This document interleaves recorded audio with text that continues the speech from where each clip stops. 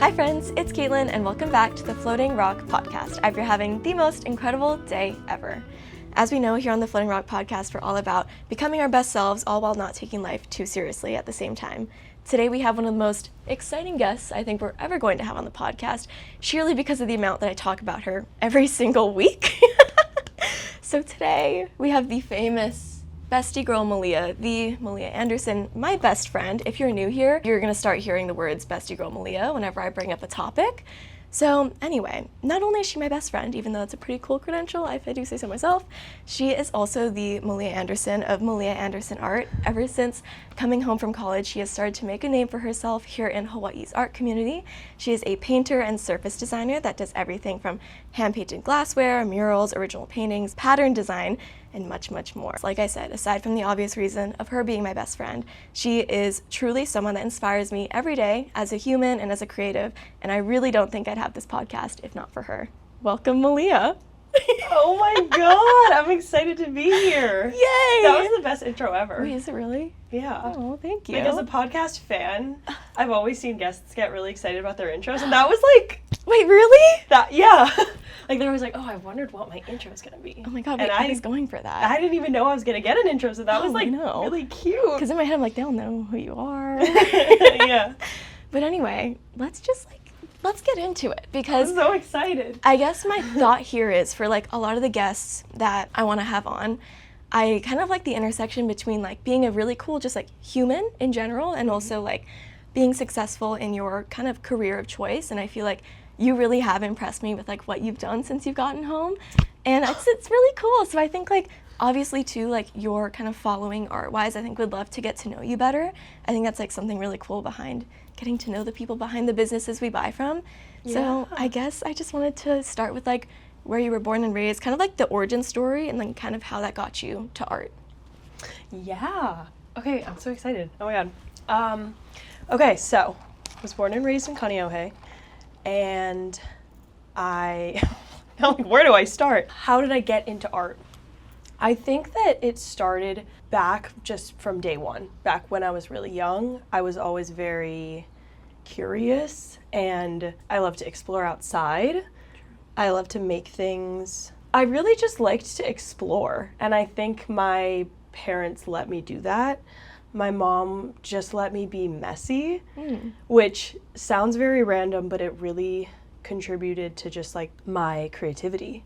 I think that I just randomly put things together myself without any inspiration, because also like technology wasn't a huge thing back then. I wasn't really allowed to watch like TV or play video games growing up, so it made me use my imagination a lot, and that kind of just like kickstarted almost like the inner workings of my brain, which then translated into things that I would make, and I just started to fall in love with making things and like creating. Yeah.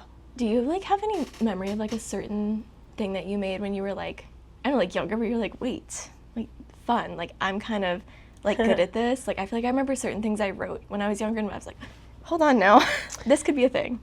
Yeah, when I was maybe 6 or 7, I used to make these little dolls with popsicle sticks, and I would draw faces on the popsicle sticks, and then I would use like yarn, glitter, beads, scraps of fabric, and I would just make these little like fashionista dolls. Oh, cute. And it's really cute because, yeah, looking back on some of the images of them, they're all different. They're all super different, and like knowing me, guaranteed I had no inspiration. Like I don't think I was like looking at any kind of like magazine or like any source online, but I think all of these things just like came from my head, and it's kind of cool to see like what I put together, because they're all just their own characters. Wait, cute. Yeah. Would you like play with them too, or like they just kind of like lived as like ornamental little moments? I really don't know. There were a lot of things that I made when I was younger. That's valid. Like I would make food, like fake food. Oh, cute. Yeah, like I remember my dad was always like at the hardware store, so sometimes I'd come with him. Either like I'd want to or I'd be like forced to. Yeah, true. So I spent a lot of my life like, at the hardware store. Oh, that's another thing to mention. Like my parents were constantly renovating houses growing up. I've lived in 4 different houses. and each of them have been renovated by my parents.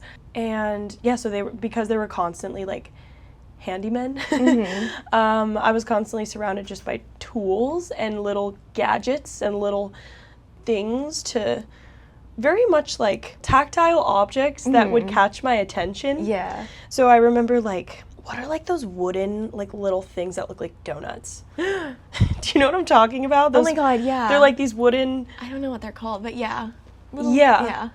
I remember I was obsessed with those, and then and then my mom kind of introduced me to the craft store, Ben Franklin's. Yeah. So I was Miss Ben. I was always at Miss Ben Franklin's. And I remember buying puffy paint and those little wooden donuts, and I would turn them into donuts. Adorable. And they were always like food for my dolls. I don't know, I just like made a lot of things. If I ever had a vision and didn't have like a toy for it, I was very intrigued with making a toy to fit my vision. Yeah, it's giving Elf, honestly. Factory worker, Right? yeah. Wait, yeah. it's really interesting. I guess I never put that together before of like, I think if you think about like your parents' own professions, you don't think, oh yeah, artist, but if you really do think like you're constantly around creation and renovation and like you said, like tactile objects, like it kind of does make sense. And even like with your specific art major in a way of like fibers of just like putting stuff together and just material, I'm like, wait, it actually does make a lot of sense. Yeah. Like that's really interesting. No, it's so true. Like my parents are always like, when they're introducing me to people, they're always like, oh, none of us are artsy, it's just her. But like truly, I do think that I got my artistic style from my mom. I really did. I agree. And you're right, like being around renovation, I was just very crafty naturally, but my parents like saw that and they supported it. I think my mom, because she's like, no technology. Yeah. She loved that I was just like outside playing, and then my dad didn't really have a say. He's like, okay. He didn't really care. Yeah. But yeah, you're right. One of my favorite things personally on your website that I just wanted you to talk about a little bit more for the viewers, because people don't like to read, is on the note of inspiration. I think like you, from my perception of you, you are just inspired by life and living and whatever, but I think a lot of times when you sort of pick a style, on that note, everybody, the beautiful paintings behind us are also Malia Anderson Art Originals, whatever, not sponsored. But I feel like, yes, you are like kind of inspired by just like what is around us, but I feel like when you do kind of find a style within your own, you do kind of name a little bit of an inspiration. And I loved like you had this point about like flowers and your grandma's, and I want you to talk a little about that, because I thought that was really cute, and I don't think too many people get to read that or see that from you. Oh, thank you. Yes, so on my website, I have a little about me blurb, which I actually wrote senior year of college. And that was the year that I really had to hone in on my identity as an artist, what I like to paint, why, the whole why behind it. And I remember struggling a lot because my main muse is flowers. And to me, there's never been an insane amount of depth behind that, besides the fact that I just really love flowers and I'm just obsessed with them, and I just think they're so pretty. Yeah. But I think something about going to art school and being surrounded by some people who have really conceptual work, that made me think like, okay, well, there has to be deeper meaning, or like I have to make something of more substance. Like I do think of myself as someone who thinks about things, likes depth. You do have a lot of substance. And then it made me think like, okay, then why am I just obsessed with painting flowers? Like there's got to be something more. So my little blurb that I have on my website, it does talk about how I got inspiration from both of my grandmas. With one of my grandma, she's passed away now, but she is Chinese and she loved orchids. And I remember, oh my God, yes. And I've recently been obsessed with orchids. Those have been almost like my muse, I guess. No, yeah. You've been in a big orchid era. I have. I've really, really liked them, but I guess like a little more backstory on a reason why. Visually, I'm really obsessed with them, and I think looking into kind of like the background on them a little bit has made me like them even more, like what they represent. They're very novel flowers. Yeah. They're very feminine and almost like sensual. I think they represent almost like, There's they a word can be, for it. I can't remember. Like, I've seen them described as like erotic before. Yeah. Like they're very just interesting shapes that almost like mimic like shapes within a woman's body. I don't know, they're very like feminine, and I really enjoy that. And unique too. Like there's something about them that's very structured, and they're not like as delicate and digestible as other flowers. Yeah, that's a good way to put it. But anyways, so my popo, she loved them. And back when I was younger, I didn't realize it, but I guess she grew her own orchids. She had them all over the house. And yeah, like as a child, again, I was so like oblivious to these things. But during this time that I was kind of like in the crazy, I guess, rain cloud of it all, of deciding my senior theme, my senior body of work, artist statement, artist bio, like all of that. Yeah, like basically for senior year, it was kind of like this big accumulation of all of the things that encompassed, you know, all of our work from the past 4 years. So it was a lot of like mental energy being wasted, or not wasted, not wasted, but like just a lot of, yeah. But I remember right in the middle of that, my popo passed away. Yeah. And I remember I was already kind of going through it with school. I remember I was interviewing for like a very corporate job that I ended up not getting. And that would have been super crazy if my life went in that direction instead. But I was getting like flown out for interviews for that job. And I remember I was like missing classes. I was behind on my work, just falling behind. And then I got hit with the news like, oh, you know, she's passed away and like you're going to go to the funeral. So I flew out to San Francisco for the funeral, and there was one day where I was looking through tons of like physical photos. Like tons of boxes, like the whole living room was filled with them, and we're just going through them. And there were so many photos of orchids. And this is like right in the peak time that I was naturally finding myself really obsessed with them and really just drawn to them. So I think then putting the two and two together, like, oh, my popo was also obsessed with them. It just made me really, really connected to them. Like it almost was this symbol. Because I can be a little, like, superstitious sometimes. Yeah. So I almost took it as, like, this invisible string where I'm like, wow, this, not that this explains why I've been drawn to them, but in a weird way, it, like, now I'm going to extremely hyperfixate on them. So I took a lot of her old photos, and, I just took them with me because everyone in our family was kind of, like, taking little mementos and stuff to remember her by. And now I have all these, like, film photos of orchids that I use as reference images and, like, keep just for the memories. Crying. No, it's so interesting how like I think definitely in art school-y kind of places, like film school too, is like they kind of do make you hone in on who you are as an artist and like what your niche is in a way. And I think sometimes that can be stressful because you are just following what feels right. And it's so interesting how like subconsciously there is more of a why. And I think that's like what's cool about them forcing you to do that sometimes. Yeah. Because I think you wouldn't have necessarily figured out that connection if not being forced to be like, what is my connection to flowers? And you know what's so crazy for the audience? Malia and I send Snapchat videos back and forth. That's kind of like our voice memos, if you will. And I remember your videos you sent me when you had just come back from it, and you would just like having like the beginning of this realization, and you were like looking through like the pictures, and that was just like so crazy to like see that and then see like what's kind of come from it. And like I don't know, it's just like inspiration's so weird, and like it's weird to see how it follows you, and like sometimes you do just need to look into it more, and it's always been there. I remember too touching on my other grandma. She also grew flowers in her yard, and I remember I was also obsessed with them. Like I was always just like in her backyard looking at them. And I remember both my grandparents, they would like clip a bunch of flowers and arrange them and have like a vase on the table. And I was obsessed with the fact that they did that, and they let me do that one day. And I remember feeling like so much responsibility, you know, like as a young child, I was like, wow, like I'm so special. I get to do this for everyone. And I do remember telling my parents, like one of the first jobs I ever wanted to be, well, besides when I was 4, I wanted to be the president. Well, you can still do that. Don't cut that dream short.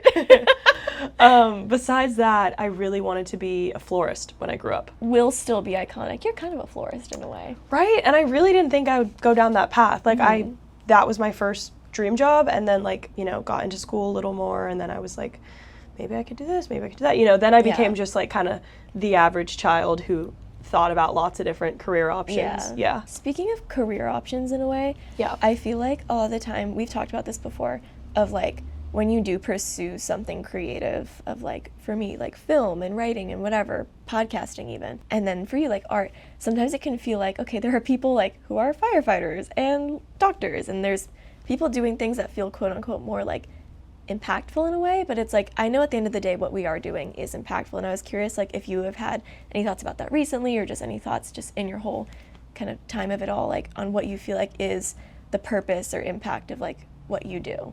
Right. I think that in the past I've definitely felt like being an artist can be ungrounding. Or I mean, I still feel like it's not very grounded. Yeah. But in a way that I'm able to navigate now. But I remember in the past, I was always a little worried, like, okay, I don't really know what an artist means. And I don't really know what the impact of an artist is. Because I know that it's something that makes me happy, but I know that it's something that not everyone values. You know, you always hear people say, like, art is important.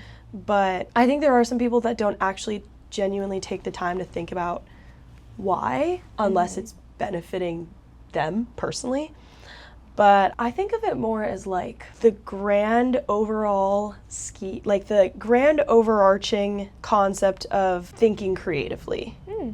I think that if everyone allowed themselves to be more creative and use that right side of their brain, I think the world would be a better place. Because like, I don't necessarily think exactly what I'm making is super impactful personally.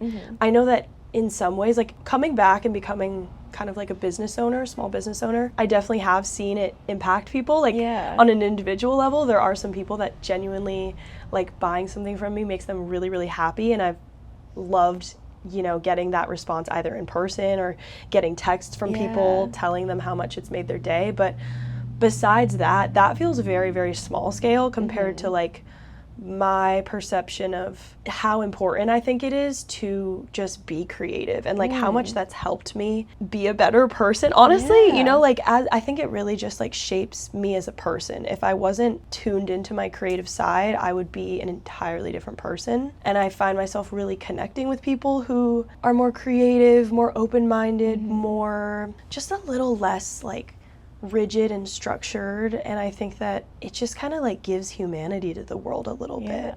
Yeah. I agree. I love that. I actually have never thought about that, of like how it just makes you a better person. And like I feel like something I talk about a lot on the pod is like just you being a better human makes the world a better place. And I think that's like kind of a lot behind the whole self-care movement and all that kind of stuff, is like if like the really big bad people in the world loved themselves a little more, took care of themselves a little bit more, like we would not have big bad people in the world. And so I think like that does just make a really good impact on the world, that you are doing what you love and inspiring joy and all of that beautifulness. Yeah. On that note as well, of like you as a person, I feel like kind of career things and personal growth can kind of work in tandem sometimes. I was curious if there was any kind of pinpoints in time where you were like, I had this personal breakthrough and I also saw this breakthrough with my art or like with my business or whatever. Yeah. Yes, extremely. I think that's constantly happening. I constantly feel like, I would say as an artist, but honestly it is just as a person. It feels like a lifestyle at this point. Yeah. I'm constantly shedding skin, and I always feel like in a cycle. Like my inner brain and then like the reflection of the inner brain, like as my external world, always feels like a circle. You know, like there's always ups and downs, a circle or like waves. Like it does feel like ocean waves a lot of times. It almost feels like there's always something for me to navigate. And I think because of that, it kind of like falls in line with that cycle of creation. I think that going to SCAD definitely forced me into that as well, where if I wasn't going to an art school, I wouldn't be creating as heavily as I was. But I think I was very used to just like that cycle of like project, okay, we're done. And like all the stages of a project. So like brainstorming, like sketching, actually starting the project, and then finishing the project, and then the reflection and the like documenting of the project, and then it starts all over again. So I think that also is kind of like a reflection of what happens in my brain too when I think of like myself and self-development. I guess a realization, to answer your question, I didn't even answer your question. It's okay, girl. To answer your question, something that has been a breakthrough that I've noticed the most also like externally, I think the more self-work and like comfortability I can do internally, the easier it is for me to show up externally, like at markets or on my Instagram. I used to not really feel comfortable showing myself on Instagram and showing my personality, showing my face. Like, that wasn't even that long ago. Yeah. And I feel like you've like started to do that so much more.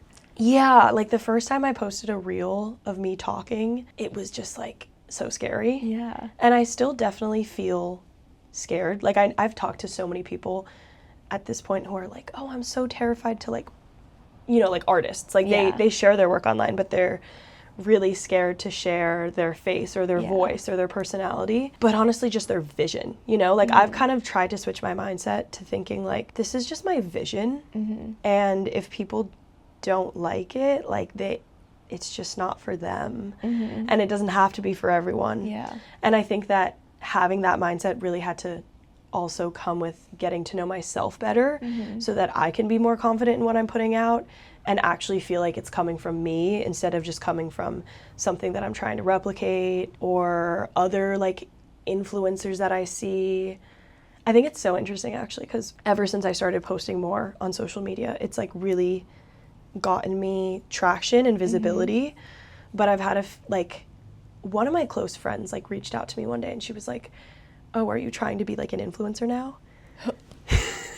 It was me. Okay. What? Yeah. Wait, I want to... Yeah. I'll find out later. Yeah. Tea. Yeah, so... Sorry. So they were like, oh, are you trying to be an influencer now?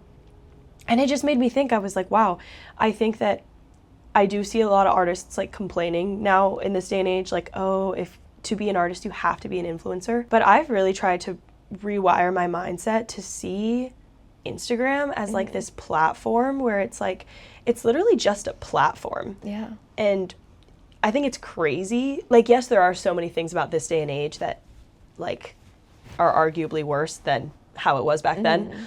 But I try to reframe my mindset on social media where it's like, we have so much freedom and like autonomy over what we like. I almost see Instagram as like this own little world where you can choose the kind of world you want to make. It's almost like world building. And it like makes me excited. Like when I think of like my account that I post on for art, it is like such a different, or I view it so differently than I used to view Instagram, like in the way that we did kind of back in high school where you're kind of just like, you're kind of just posting things to stay relevant or like when to you fit in. Take pictures with your friends or like. Right. It's a lot of like, what can I post to fit in? Yeah.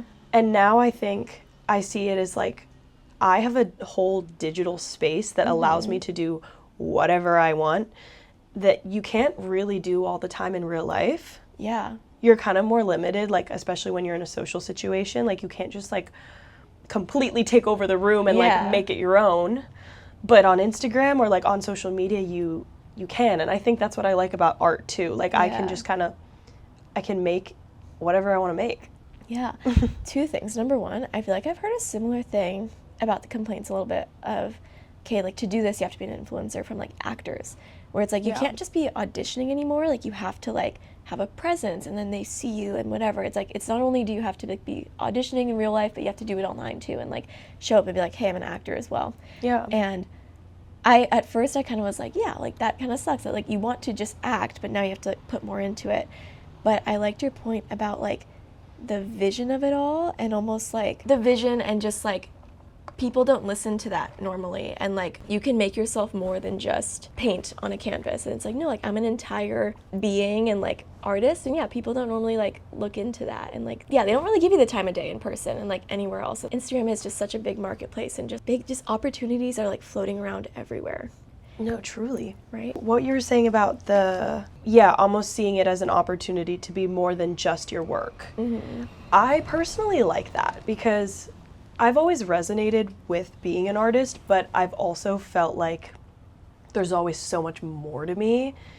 And I really like change. I don't like feeling like I'm being put in a box. Like, you know me, that's one of my biggest things. I don't like feeling constrained or feeling like in a certain like perception. Yeah. So yeah, like I like to paint flowers, but there's so much more to me than just like painting flowers. On the note of like other things you like to do, we had this conversation a long time ago, but I just wanted to like re-tap into it and obviously share for the friends as well. Like, I think as a creative, like at some point I did some assignment where it was like, where do you want to be in 10 years? And I was like, low key, I want people to be like, oh, that's Caitlin. She just like, oh, she kind of does everything. Like, that's, I don't even know. Like, she does podcasts and she writes, whatever. And like, I think for a lot of creatives, like we kind of get pushed into a corner. Like, you have to niche. Hi, I'm Malia. I paint flowers and I paint on glasses. Yeah. Great. Love it. That's what sells. Yeah. Hi, I'm Caitlin. I have a podcast, whatever. But like, I think overall, like creative people are just creative people and you kind of pick and choose what you're good at. And I think a lot of times we do all want to branch out and do more things. And like, I guess I was curious what else kind of interested you just creatively at all. Well, first of all, I do think of you as someone who can do it all. Like, I feel like you're manifesting that for yourself for sure. Don't make me cry. Like, genuinely, you have so many party tricks and hidden talents. So many talents. Love a party trick. Your question was like other things that aren't related to art or just like creativity in general? It could be anything art. Like, I guess just like what else creatively, let's say we like wipe this from the slate. Fuels the craft? Or literally however you want to take it. I guess like, I know in the past you've been like, oh, like being a creative director of like a photo shoot would be cool. Or like, I guess what other like little pots do you feel like would be fun to like tap into? Yeah. Okay, I love this question. Thank you. Because also even being a fibers major, you know, like that wasn't my thing. I felt most comfortable painting, but being a fibers major, there were so many different classes we had to take that kind of felt like we're just like jumping around from, okay, now we're going to learn weaving, now we're going to learn screen printing, all these different skills, but I feel like I really liked that. Yeah, loved your weaving era. Thank you. Yeah, I love creative direction. Recently, okay, this is something that has like literally never crossed my desk. Oh, okay. But now being friends with like creative people in the community who also are kind of like that, where they kind of do it all and they are like, I guess like multi-passionate people, it's made me think about film more. Yes. And I'm just, I don't know, I'm so interested in it and it's never been something that I've almost like thought of for myself. Honestly, film, photography, and music are all things that I've always really enjoyed and I love to consume and just been fascinated by. I love to analyze, but I've never thought of it as something that I could partake in. And then recently I've kind of had the thought of like, well, why not? Right? Like literally why not? And it does not matter. Right? Because I think like, sometimes they make you think like, okay, if you haven't done it since you've been growing up, if you didn't major in it, like, okay, you can't do it. It's like, you literally pick up your camera. If I so wanted to and I was so talented, I could paint. No, you truly could. Like, isn't that crazy? You truly can. God forbid, no one needs to see that, but like. No, but like honestly, I think that, I do agree with, like, maybe you'll agree with me on this too, where it's like, if you are seriously pursuing something creative, it can almost make you feel like you need to keep going down that path, or like anything else that you dabble in kind of can be scary of it being perceived as like bad. Yeah. Because sometimes I think about like, okay, well, if I were to just keep going in one straight line completely towards the thing that I feel the strongest in, I could master that thing easier or like get closer to becoming like an expert. Yeah. But honestly, as a person, I'm drawn to so many different things, and sometimes that can pull me in like so many different ways that I kind of don't really feel like a jack of all trades, master of none sometimes.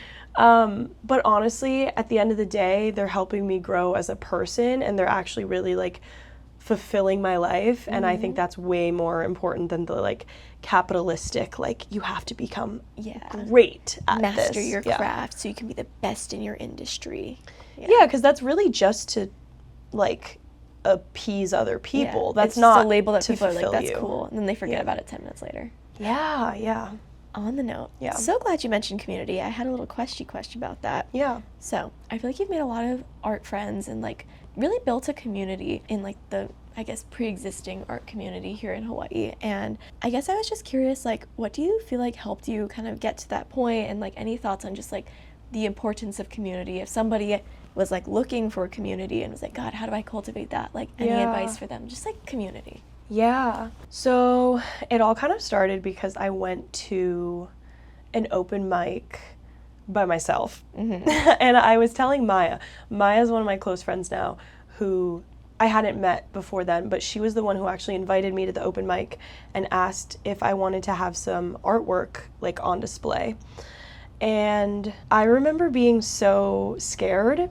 And I remember telling her that it was the first event that I had ever gone to alone, which sounds crazy because it's like, you know, we're 23. Like, I mean, I've gone to events alone in the past, but like this felt, you know, or maybe, I don't know, but this felt like significant. Like this significant events. Yeah, it almost felt like an adult, like a baby, like I'm a baby adult. You know what I mean? You're just so baby.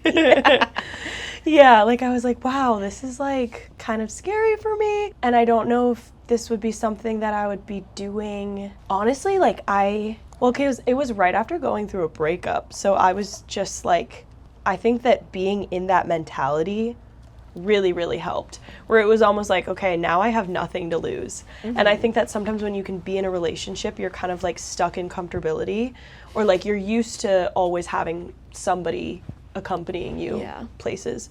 So it was really scary, but I kind of felt like at a place internally where I could do it. And I think with a lot of the community things that I've kind of been either participating or helping like host or like make happen, it definitely all starts like within, like trying to have that inner confidence. I guess like I realized that I don't even have to feel ready, or like anyone, like if there is something that you want to do, you're never gonna feel ready. You're always gonna be scared. Yeah. Like my first maybe like 5 markets that I didn't feel ready. I felt really nervous, but when else were they gonna happen? Yeah. Like when would I even start doing You're markets? never gonna be fully ready. Yeah. So I think with community, you kind of have to like get over yourself a little bit. Like almost like you have to put aside your own insecurities so that you can like interact with other people.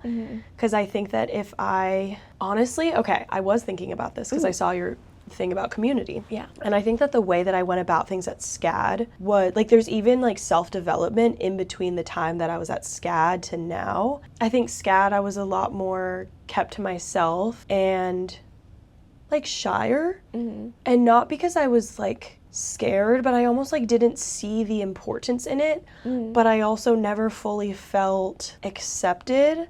But I think that I was waiting to feel that feeling. Like almost like I was waiting for the door to be opened for me and the people to beckon me in. Yeah, I think sometimes, especially with community, it's almost like we wait for other people to be Yeah. like, Malia, oh my God, thank God you're here. Yeah. But like, I had an episode about this, about like the popularity kind of paradox thing, and how a lot of the time the most popular people are the ones that make other people feel the most loved. Yeah. And I think that's kind of a recipe too for like building a community.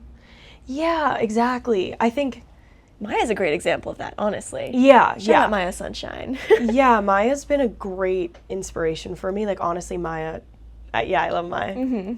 Where's the camera? I'm like, I think that once I got back home, or it was after that first open mic, I kind of just like switched my tune. And I was like, I'm not going to wait for the door to be held open for me, because as you know, at SCAD, it wasn't like, or not even like just SCAD, but I think in communities in general, it's not like that. People are not going to open the door for you. You kind of have to be the one to like put yourself out there and not really give a fuck if people like you or not. And that's kind of what I did going into this community. Like, I think I've probably been the most social I've ever been in my whole life, like in this era. And it's truly because I've like tried to take out that part of my brain that cares what people think about me, and I've put it to the side. And then within trying to get to know people, I've really noticed this like trickling effect of people actually reciprocating and actually trying to get to know me back and like enjoying me. And it's nice because, you know, I could go one route of like overthinking every single thing that I said or overthinking how I'm being perceived. But I think that I've just done so much of that in the past that I've almost like exhausted myself over that. And I've realized like that's a whole way that you can live that is like, it's miserable. Yeah. Like you can be living in your own personal hell if that's the way that you think. Like if you're constantly going into community things, wondering how people are perceiving you. It's exhausting. No, truly. And I didn't realize the difference until I like switched out of that way of thinking. Yeah. It's so different. It's truly like so different. And I think if anyone is scared of community or like a little intimidated or nervous, like almost think of it as like, yeah, it starts from like your mindset and you kind of just have to like get over yourself. Yeah. I mean, hella. Yeah. Wait, I love that. Somehow we've already gotten close to the end. And now, guys, we have a very, very fun segment brought to you by Holo Holo Drive-Thru Espresso. So, here we have our drinks. Malia, please tell them what really you excited. have. Wait, I kind of forget. She has a vanilla mac nut latte. A vanilla mac nut latte. Yeah, you better. I have a hoppa lemonade with mamaki tea and strawberry guava lemonade. So Ooh, good. wait, what is try it? mamaki tea? Mamaki is like a herbal kind of moment. Ooh. Ooh. Wait, Funzel, you better. Slurp. Okay, well, anyway, we have a fun little rapid fire round that is Holo Holo inspired. Ooh. As we know here in Hawaii, if you're not familiar, Holo Holo just means like to get up, go around, have a little adventure, like let's go Holo Holo. So Let's go explore. let's go Let's explore. go journey. So this is rapid fire. Just give me your thoughts. Okay. So Wait, okay, sorry. Wait. Rapid fire is in like, I'm just saying one word? you could say a few more words, but just like Okay. give me something sort of fast. I want like what happens in your brain immediately. Okay, this is so fun. I love podcasts. I love rapid fire rounds. Can you imagine? I do these by myself too. Some episodes. I'm like, rapid fire, Caitlin. What's your favorite color? Anyway. Anywho, okay. How do you holo holo? So you never leave the house without this in your bag. Ooh, a lippy. Love a lippy. Do you have a favorite lippy right now? The Benetint. Yes, you Benetint. do. I don't know what. Yeah, Yeah, Dusty yeah. Desert Rose. Oh, you Yeah. know. Yeah, I do. She knows. Find you a best friend like that. Anyway. Okay. Wait, this is so funny. One day we were like, because we love to just entertain ourselves, like fully. And we were talking about we're like, okay, if we were to do each other's makeup, do you think that we could replicate exactly how we do exactly each other's makeup routine? And then we're like describing it to each other. And she's telling me, she looks over and she goes, every time that you put on your lip tint, you always put it on the outside of your lips, and then you take your finger and you're always dabbing it like this. I observed this happening. And a I was lot. like, oh my God, yeah. And then I was like, and then you're always asking me if your wings look the same. The and you're baby wing. And you're always like, oh, this one's fucked up. And you're always like, like the wings are always like your like main like.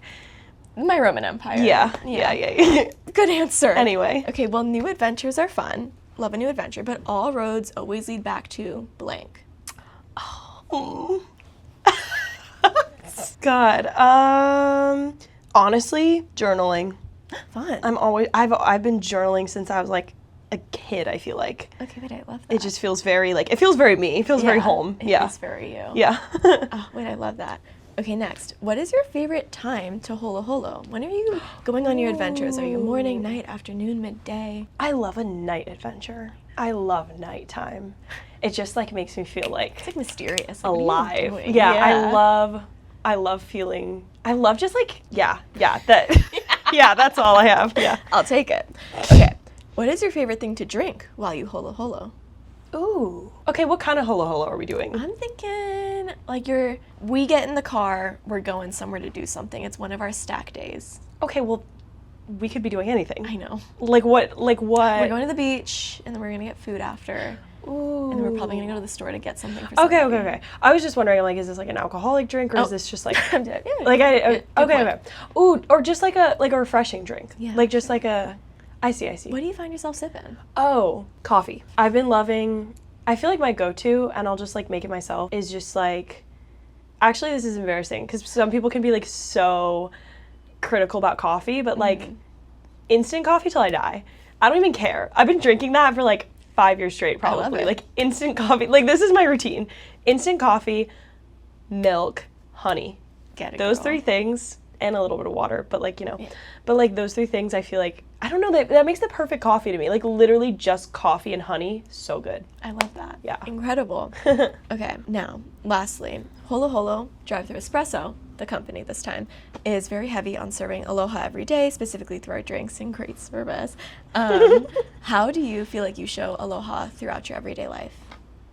Oh, this is cute. I try to be genuinely kind to everyone and just like understanding, if that makes sense. Like I try not to be like reactive. Like when I think of like myself like interacting in like society, I hate when I see people like stressed and then reactive because they're stressed. Yeah. I think that's what it is. It's like, it does make me think like there are so many people that wake up and they just like hate their lives. So why not make life a little easier? Yeah. I love that. Like we can be the creator of our own reality. Yeah, I don't know. So try to just be like kind. Yeah. Yeah. That's awesome. Okay, I have 2 more questions before we head on out. But is there anything that you can share that's potentially on the horizon for Malia Anderson art? Anything for the friends to look out for, get excited for, or maybe it's just more creation, original stuff? Ooh. Okay, I'm like, I'm like weird. Like I don't like to say things before they happen. True. It almost feels like I don't want to jinx it. So there's something that I am thinking about that is something I'm actually very excited about that feels like a very big accomplishment for me, but it's in a year from now. So I'm not going to say it because I don't want to jinx it, and there's going to be a lot of prep work leading up to it from a year from now. But anyway, my art is going to be featured on Renovation Aloha. Oh, hey! So that's something That is exciting. That's fun. That's coming out. That's like the reality kind of show right here. Yeah. Where they like update houses and stuff, which I love. Yeah. Back to renovation. Can we talk about a full circle moment? I love that. They actually come up to me and they go, actually, I know that your dad is super into this, and This is the reason why we actually reached out to you. You know a lot about this. just a nepo baby, No, pretty much. literally. I love that. Renovation That's so nepo exciting. baby. Exactly. Okay, and lastly, because it's so floating rock coded, do you have one like favorite quote or life lesson or anything that you really like to live by? I feel like maybe it always just kind of comes back to this. You're reminded of this a lot.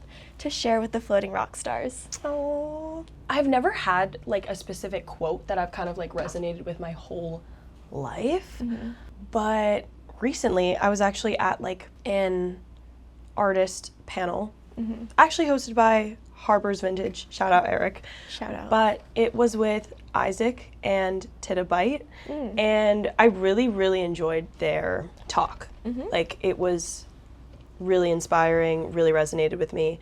And I remember during it, I asked a question just because I was like, oh, I'm feeling so connected right now. Like I'm resonating so hard. Like I think the thing that I was kind of going with or going through at the time, and the thing that I kind of always feel like I'm going through is dealing with my emotions and how to navigate being such an emotionally turbulent person while still almost like keeping up in society with like almost like the external things like career, like waking up and just doing your daily tasks. Getting out of your bed. Just getting out of your bed. Doing like the things that you kind of like need to do to upkeep in society. I found it pretty difficult to like, because I definitely am ambitious and I strive for a lot of things, but I found it difficult to like balance ambition and like desire, like wanting a lot of things out of life and wanting a lot of things for myself with being emotionally turbulent. But Isaac was talking a lot about how important